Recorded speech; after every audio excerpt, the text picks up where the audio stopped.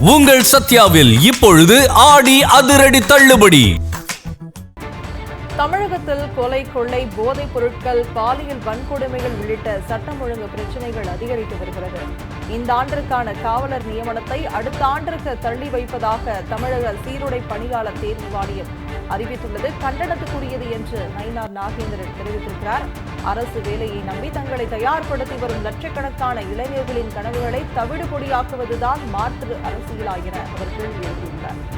அரசு நடவடிக்கையால் வயது வரம்பின் காரணமாக நூற்றுக்கணக்கான பட்டதாரிகள் காவலர் வேலைக்கான தகுதி இழப்பார்கள் என்பதை அரசு உணரவில்லையா என்றும் நயினார் நாகேந்திரன் கேள்வி எழுப்பியுள்ளார். அல்லது குறிப்பிட்ட விகிதத்தினரை இப்படி தகுதி நீக்கம் செய்வதுதான் அரசின் திட்டமா என பாஜக மாநில தலைவர் நயினார் நாகேந்திரன் பதிவிட்டிருக்கிறார்.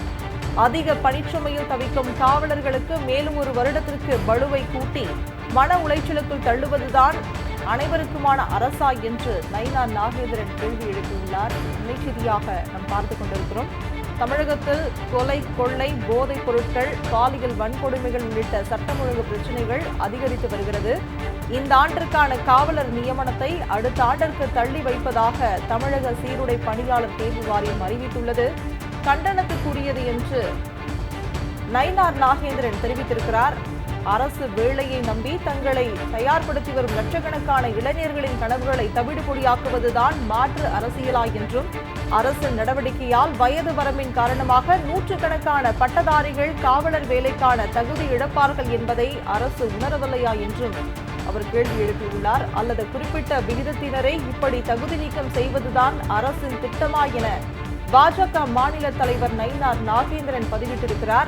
அதிக பணிச்சுமையில் தவிக்கும் காவலர்களுக்கு மேலும் ஒரு வருடத்திற்கு பளுவை கூட்டி மன உளைச்சலுக்குள் தள்ளுவதுதான் அனைவருக்குமான அரசா என்றும் நயினார் நாகேந்திரன் கேள்வி எழுப்பியுள்ளார். செய்தியாக நாம் பார்த்துக் கொண்டிருக்கிறோம். உங்கள் சத்யாவில் இப்பொழுது ஆடி அதிரடி தள்ளுபடி.